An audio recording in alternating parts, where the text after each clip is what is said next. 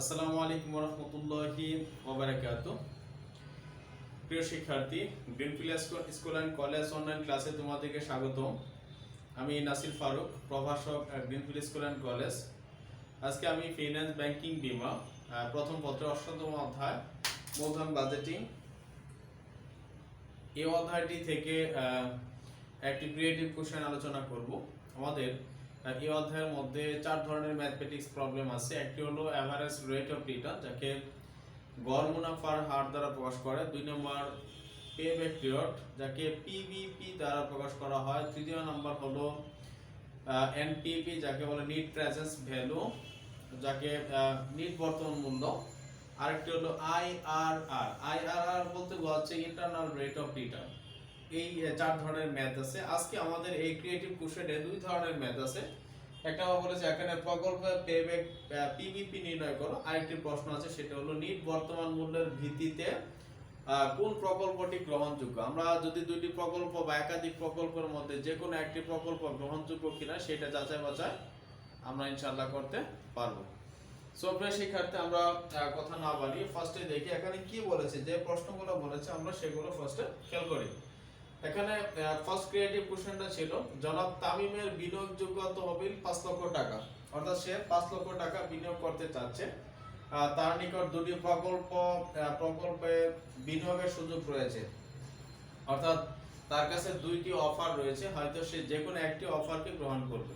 So এই বিনিয়োগের জন্য বা দীর্ঘমেয়াদে বিনিয়োগের জন্য যে অফারটি, কোন অফারটি তার গ্রহণ করতে হবে এটি সিদ্ধান্ত নেওয়ার জন্য তার মূলধন বাজেটের একটি মূলধন বাজেটের ফর্মুলা অ্যাপ্লাই করে দেখতে হবে তার কোন প্রকল্পটি তার জন্য সুইটেবল। সেই ধরনের প্রকল্পগুলোকে সে বাছাই করে দেন, একটি প্রকল্পকে তারা নির্বাচন করবে। এটা ছিল জনাব তামিমের জন্য সুইটেবল এবং ভালো। কারণ একটি প্রকল্পে যখন জনাব তামিম 5 লক্ষ টাকা বিনিয়োগ করবে, 5 লক্ষ টাকা কিন্তু তার শেষ সম্বল বা তার একটা বিশেষ সম্বল।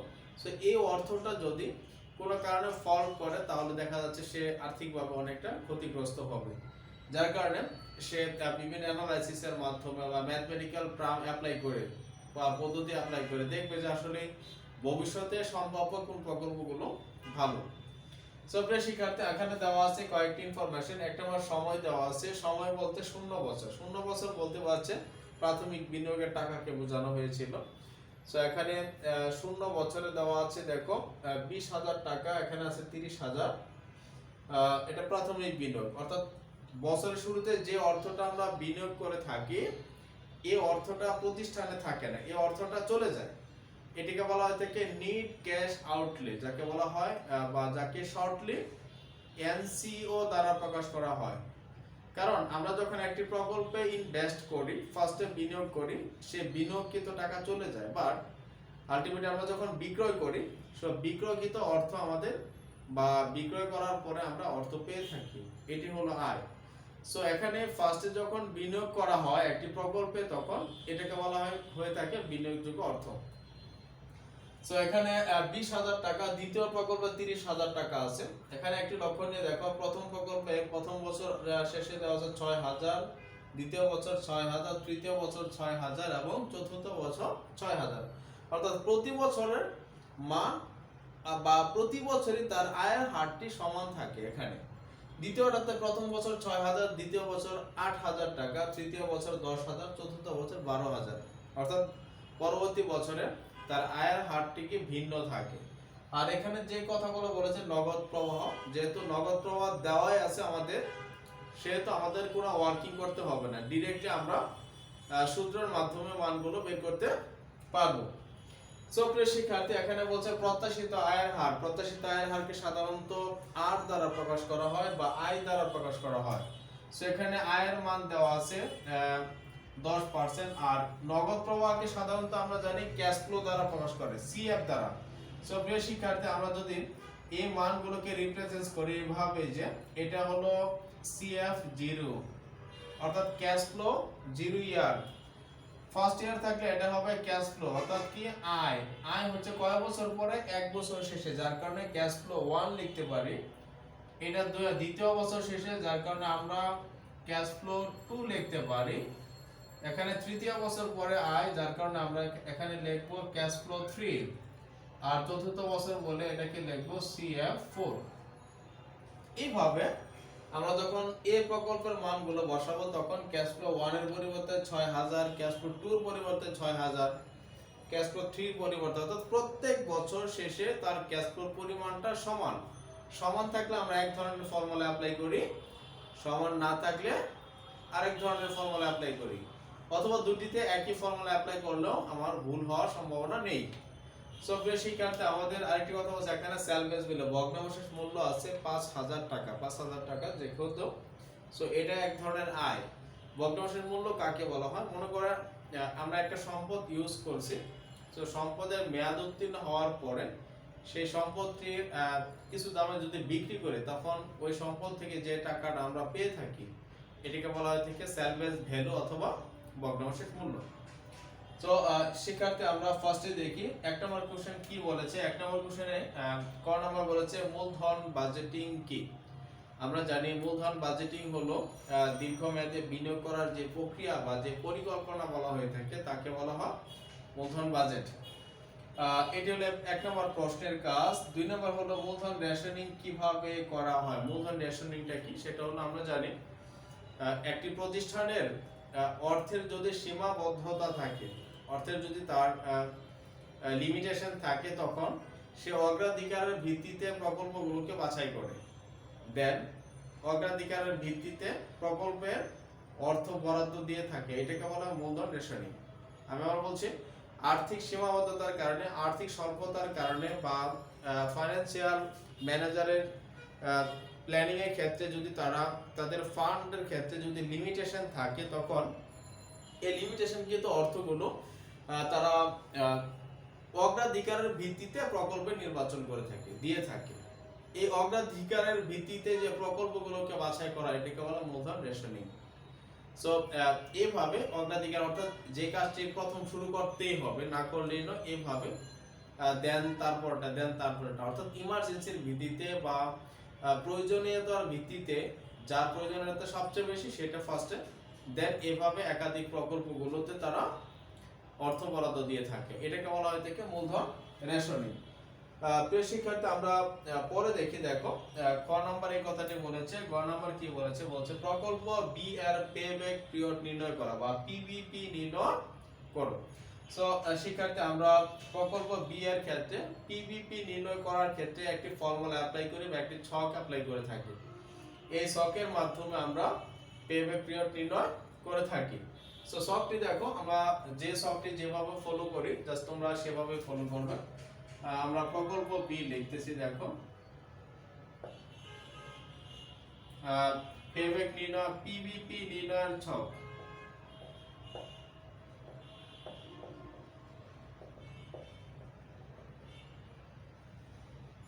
এখানে তিনটি ঘর আমরা ফলো করে থাকি।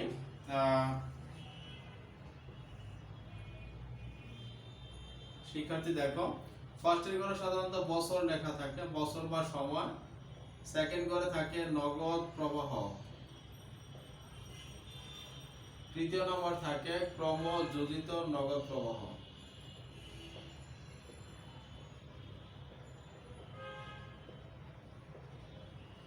ওকে শিক্ষার্থী, আমাদের সবকিছু দেওয়া আছে এখানে। দেখো একটা আমরা বলছি বছর, আমরা যেহেতু অঙ্কটা শুরু করেছি দেখো 0 বছর থেকে, এখানে 0 বছর দেওয়া আছে।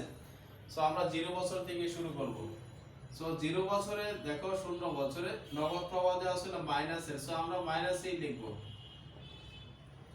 এই মানটা নগদ প্রবাহিত নগদ প্রবাহের ক্ষেত্রে ফার্স্টের বছরে যে মানটা থাকে হুবহু সেই মানটা এখানে বসাতে হয়। দ্যাটস ওয়াই এখানে 20000 আছে, আমি 20000 টাকা মাইনাস করেছি। এখন আমাদের 4 বছর মেয়াদি আছে, 1 2 3 4।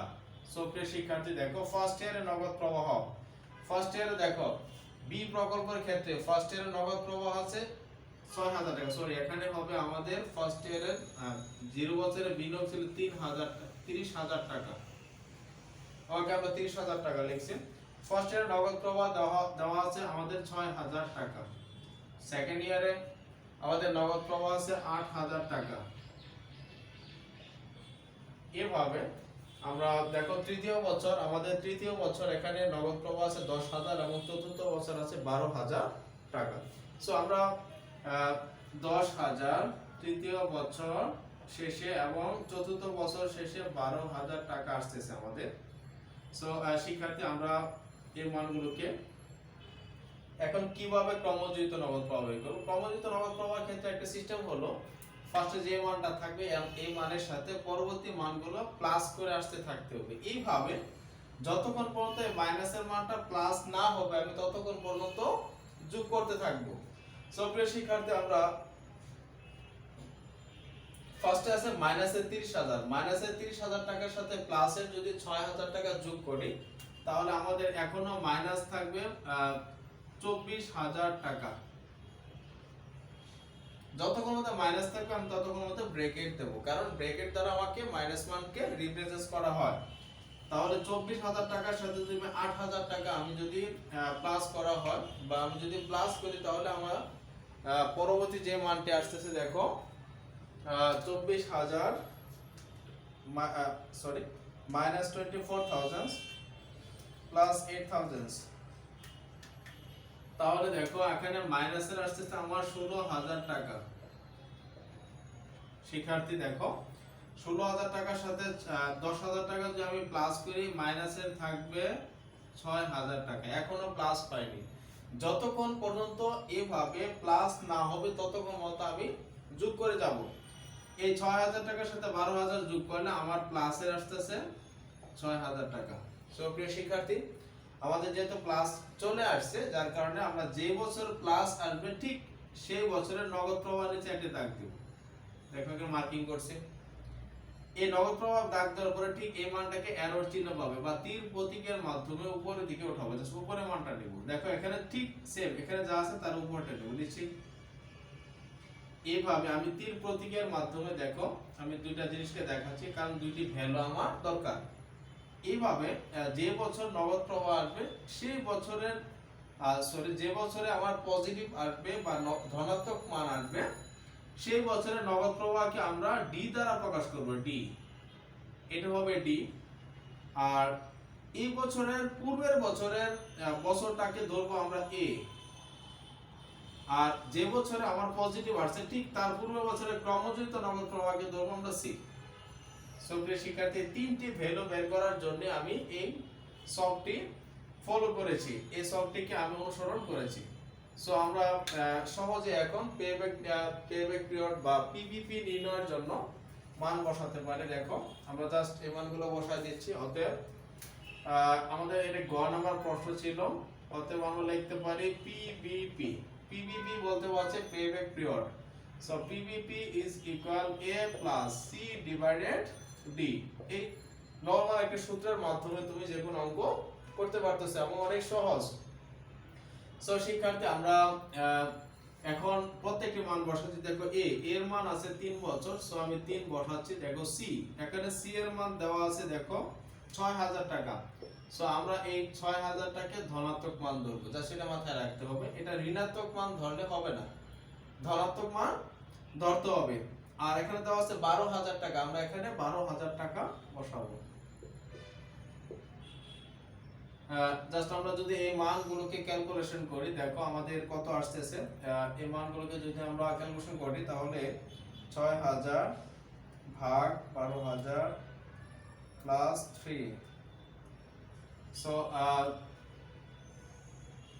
3.50 বছর আসতেছে, অর্থাৎ 3.5 বছর, 3 বছর 6 মাস। এই সময়ের মধ্যে আমার এই আসল টাকা বিনিয়োগ করে আসল টাকাটা ফেরত পাবো।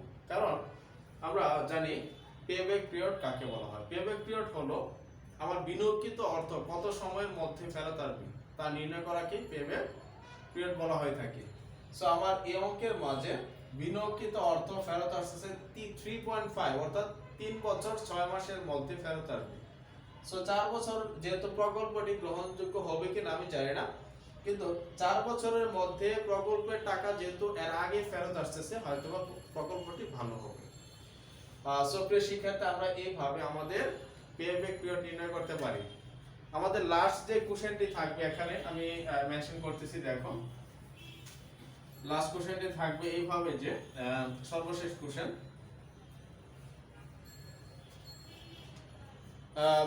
নিট বর্তমান মূল্যের ভিত্তিতে কোন প্রকল্পটি গ্রহণযোগ্য?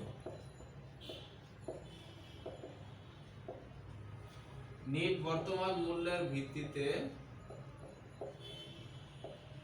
কোন প্রকল্পটি গ্রহণযোগ্য?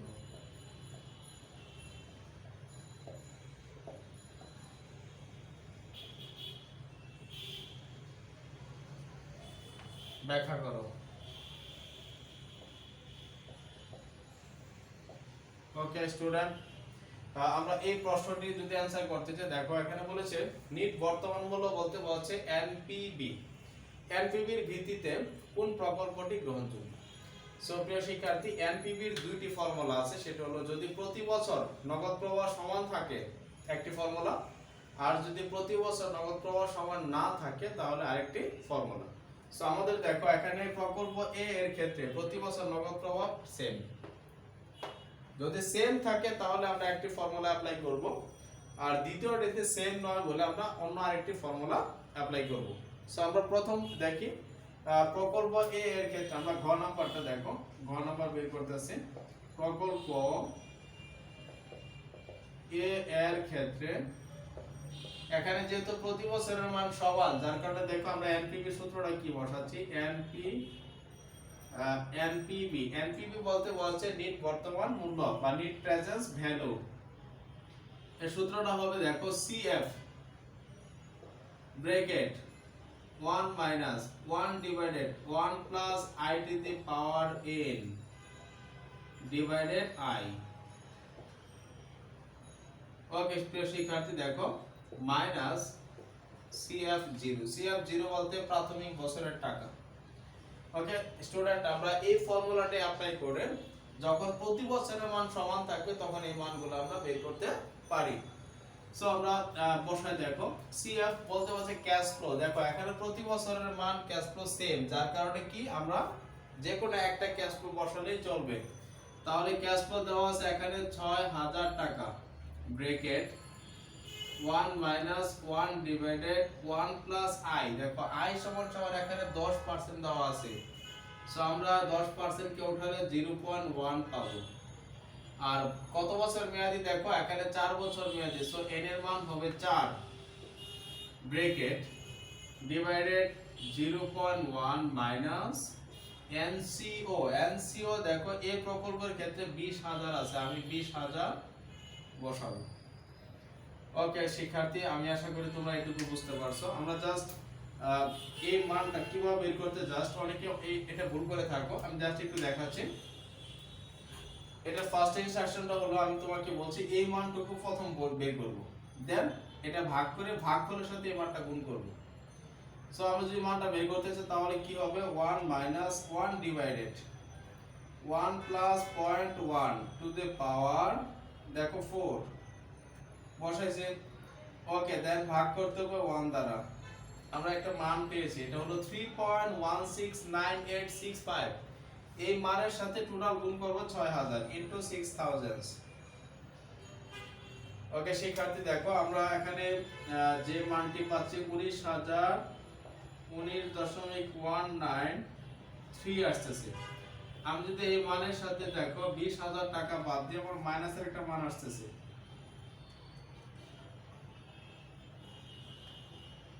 দেখো মাইনাসের 980 টাকা দশমিক দেখো 881 এত টাকা আসতেছে। এটা কি ধনাত্মক না ঋণাত্মক? দেখো শিক্ষার্থী ঋণাত্মক, অর্থাৎ তুমি এই প্রকল্পে বিনিয়োগ করার পরে 4 বছর শেষে তোমার আসল টাকা ফেরত আসবে না। যেহেতু আসল টাকা আমার ফেরত আসবে না, আমি কিভাবে লাভ করব? সো এনপিবির ক্ষেত্রে যার ধনাত্মক মান যত বেশি হবে সেই প্রকল্পটি তত গ্রহণযোগ্য। যেহেতু আমার একটা প্রকল্পে নেগেটিভ আসছে, আমি এই প্রকল্পের ক্ষেত্রে দেখব দ্বিতীয় প্রকল্পের ক্ষেত্রে এনপিবির মানটা আমার কি আসতেছে, দেন আমরা সিদ্ধান্ত নিতে পারি। ওকে প্রিয় শিক্ষার্থী, এটা মাথায় রাখতে হবে যে আমার এই প্রকল্পের ক্ষেত্রে এনপিবির মান এসেছে 980.18। আমরা জাস্ট একটু দেখি, দেখো এটা ছিল এ প্রকল্পের ক্ষেত্রে। আমাদের বি প্রকল্পের ক্ষেত্রে দেখো প্রকল্প বি,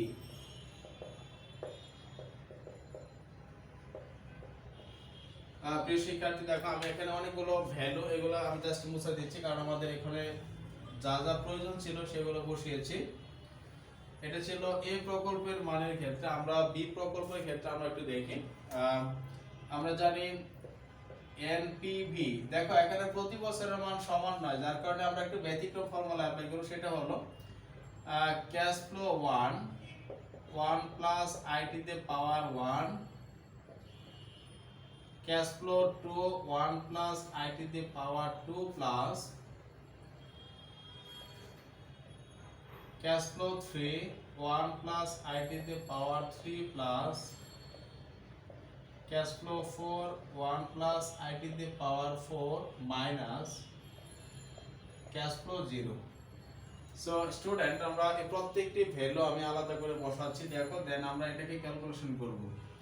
cash flow 1 দেখো এটা ছিল CF1 এটা ছিল, দেখো CF1 ছিল এখানে 6000 টাকা, আর 1 প্লাস আই এর মান ছিল 0.1, কারণ দুটি প্রকল্পেরই আমার প্রয়োজনীয় আয়ের হার বা প্রত্যাশিত আয়ের হার ছিল 10%। এখানে পাওয়ার 1 দিয়েছি। ক্যাশ ফ্লো 2 দেখো এখানে 2 আছে 8000 টাকা, আমি 8000 টাকা বসিয়েছি। 1 প্লাস দেখো 0.1 to the power 2 plus cash flow 3 দেখো এখানে দেওয়া আছে 10000 টাকা। So 1 plus 0.1 to the power 3 plus cash flow 4 দেখো আছে আমাদের 12000 টাকা।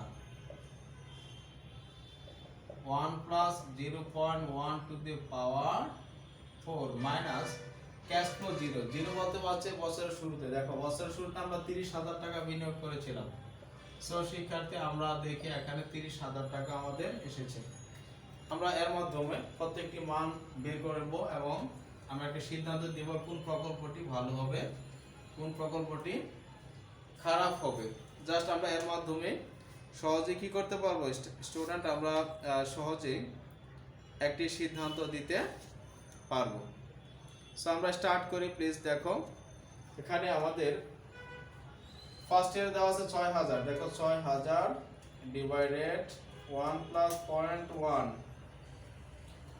পাওয়ার 1 ইজ ইকুয়াল দেন, এবার প্রত্যেকটা মান আমি যোগ করব। দেখো 8000 divide 1 plus 0.1 to the power 2 plus তৃতীয় বছর আছে 10000 divided 1 plus 0.1 to the power 3 then আছে দেখো আমাদের plus 12000 divided 1 plus 0.1 to the power 4। এভাবে 4 বছর আমি দেখো 4 বছরের মান আসছে আমাদের 27775 টাকা, মাইনাস আছে আমার 30000 টাকা।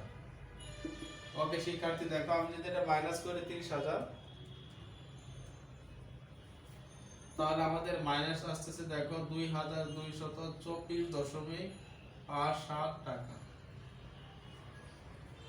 প্রিয় শিক্ষার্থী আমরা এই ধরনের সিদ্ধান্তের মাধ্যমে বা এই ধরনের ম্যাথমেটিক্স ক্যালকুলেশন করার মাধ্যমে এখানে আমরা দেখতে পাচ্ছি যে এই প্রকল্পগুলো থেকে আমার দুটি থেকেই দেখো প্রথমটি থেকেও নেগেটিভ মান এসেছে, আমার প্রকল্প বি থেকেও নেগেটিভ মান এসেছে। আমাকে যদি নিট বর্তমান মূল্য অনুযায়ী, আমরা জানি নিট বর্তমান মূল্য অনুযায়ী কোনো একটি প্রকল্পের মান যদি ধনাত্মক হয় তখনই গ্রহণযোগ্য, আর যদি ধনাত্মক না হয় তাহলে এই প্রকল্প থেকে ভবিষ্যতে লস হওয়ার বা ক্ষতি হওয়ার সম্ভাবনা অনেক বেশি। যার কারণে আমরা এই যে নিট বর্তমান মূল্যের ক্ষেত্রে যদি দেখি যে একটি প্রকল্প ধনাত্মক বা দুটি প্রকল্পই ধনাত্মক, তার মধ্যে যার ধনাত্মকতার ক্ষেত্রে বা যার পজিটিভ মান যত বেশি থাকবে সেই প্রকল্পটি গ্রহণযোগ্য। কিন্তু যদি দুটি প্রকল্পের মানই নেগেটিভ আসে তাহলে দুটি প্রকল্প থেকে ভবিষ্যতে ঝুঁকি বেড়ে যাবে অনেক বেশি, প্রকল্প থেকে ক্ষতিগ্রস্ত হওয়ার সম্ভাবনা অনেক বেশি আছে। যার কারণে স্টুডেন্ট তোমরা একটি প্রকল্প বা দুটি প্রকল্পের ক্ষেত্রে যদি সিদ্ধান্ত দিতে দেয়, যদি নেগেটিভ আসে দুটি, তখন বলবে যে প্রকল্প দুটি বর্জন করাই উত্তম, কারণ প্রকল্পের ঝুঁকির পরিমাণ অনেক বেশি, প্রতিষ্ঠান ক্ষতিগ্রস্ত হওয়ার সম্ভাবনা অনেক বেশি রয়েছে। সো প্রিয় শিক্ষার্থী আজকে আমি যে কথাগুলো বলেছি বা যে ম্যাথটি করেছি এই ম্যাথের ম্যানুয়ালগুলো কন্টিনিউ আমরা প্র্যাকটিস করাচ্ছি তোমাদেরকে, আশা করি তোমরা বুঝতে পেরেছো। এগুলো আজকে আমার কথা শেষ করছি। আসসালামু আলাইকুম ওয়া রাহমাতুল্লাহ।